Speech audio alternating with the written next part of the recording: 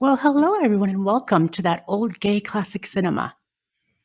I have my unofficial co host Nate with me, and then we have also our guest from the Ivory Tower Boiler Room, Andrew Rimby, along with us today.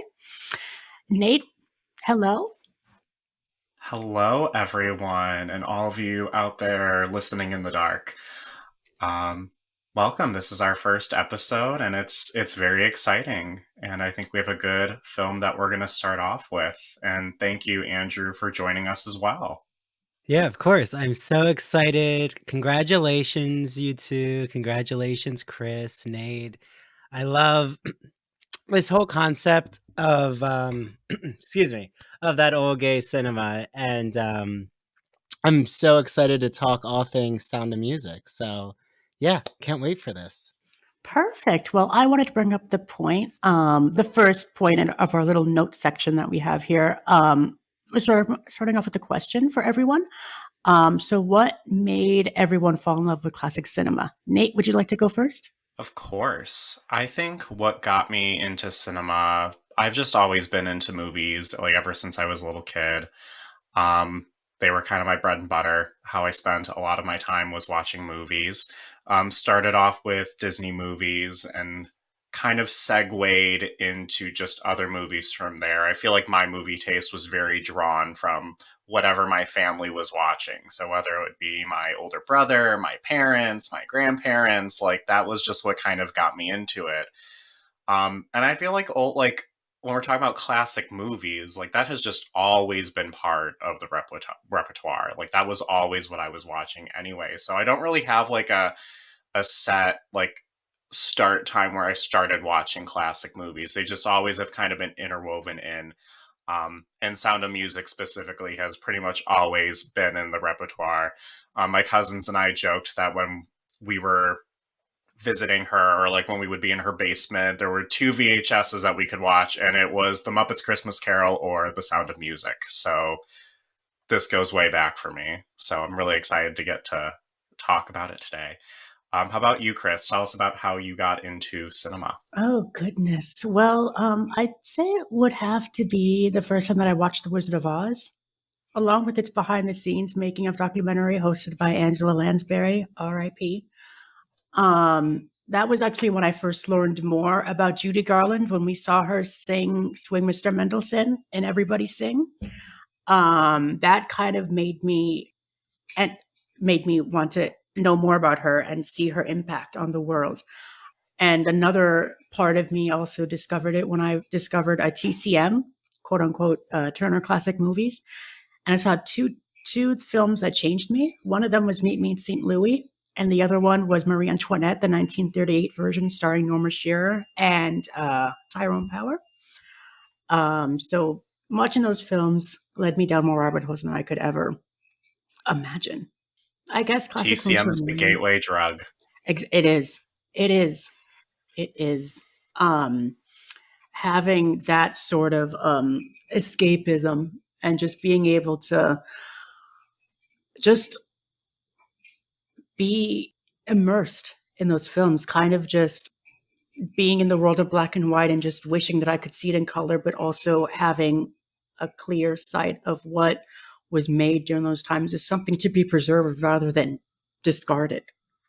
So, which is why I came up with this podcast to help other people become more aware of these films and to bring a certain queer light to them, so to speak. Andrew, what about you? Yeah, well, I mean, I think what I love so much about being invited for the Sound of Music is when I think classic cinema, I fell in love with movie musicals first, if it comes to classic cinema. So I'm like you, Chris, I love The Wizard of Oz. That was one of my favorite movie musicals. I really liked Snow White live at Radio City Music Hall. If you know, that's like a deep dive of, Snow White. But loved the Rodgers and Hammerstein movie musicals. I really liked just anything with big dance numbers. Um, always loved the TV movie musicals like Cinderella with Leslie Ann Warren. Then eventually I saw the Julie Andrews. Um, Loved fairy tale theater, which isn't like classic cinema, but the retellings, yes, of fairy tales with Shelley Duvall. I live. I Yeah, have but I the was entire DVD collection of that. So, oh, it's incredible. Yes, yes. but I wasn't really.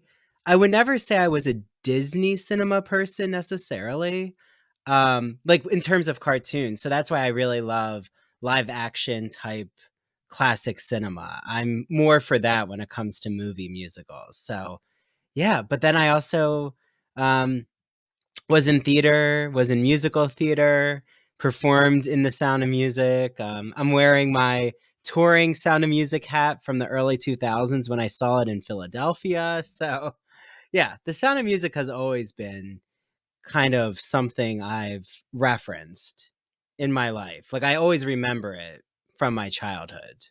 Definitely. What role did you play in Sound of Music, Andrew? I played Captain Von Trapp.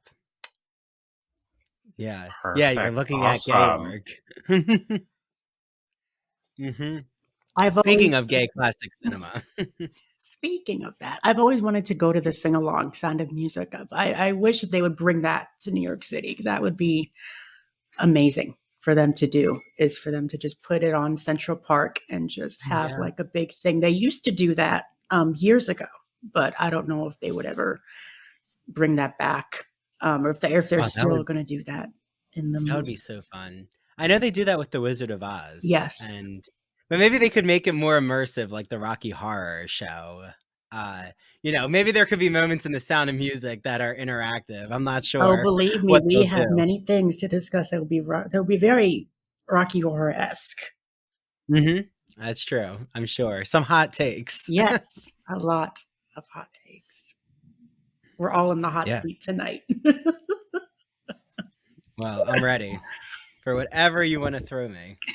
Exactly. And I think this is going to be interesting to talk about because again, like we're looking at this movie kind of through a queer lens and looking at it like as adult queer people watching this movie. Like we've grown up with it, we've seen it. So like kind of just like looking back on it and revisiting it through this lens.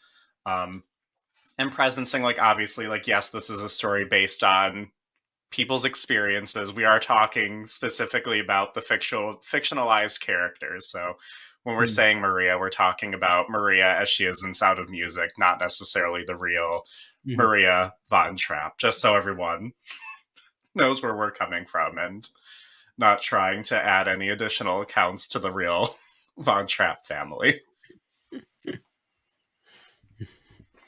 Right. So, does anyone want to start with our notes? Because I put them all together today. Nathaniel, do you want to go through your campy queer moments that you saw in the film? Absolutely. Well, I think it's best to start at the beginning. And I think something that we all picked up on is just that opening sequence where you're seeing the Alps and Salzburg from the air, and all of a sudden we're just swooping in, and there's Julie Andrews just walking up the mountain, and then she just starts twirling. Um, and we know that that took so many takes because they're flying in a helicopter trying to catch the shot. This is the age before the drones.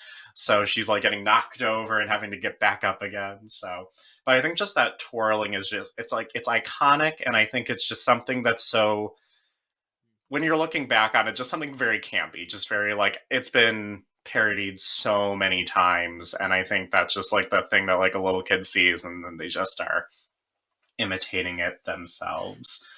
Um, but what are y'all's thoughts on kind of that opening shot? What's your perspective on that?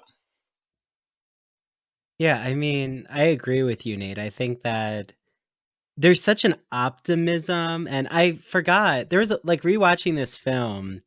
Um, I haven't watched it in full since I was in the musical, which was 13 years ago. So it's been a while. Like I remember clips very well, but I usually don't rewatch films in their entirety if it's not something work related or something, like I'm immediately like, most of my new viewing is contemporary. So I'll tend to just watch whatever's out there on the streaming services. So it was exciting to see that opening with all the Alps. And I forgot there's almost this orchestra warm up, and you kind of hear It was the bird as if they're you could hear the bird yeah. that it start. That was how I believe that's how Robert Wise Yeah. wanted to start the scene. You hear like the wind whistling and then the bird, and then you hear after the bird starts tweeting, and that's when he asked the conductor Erwin Kostel, who is a genius with scoring. We will get to that later because the whole score of this film is just magical and amazing.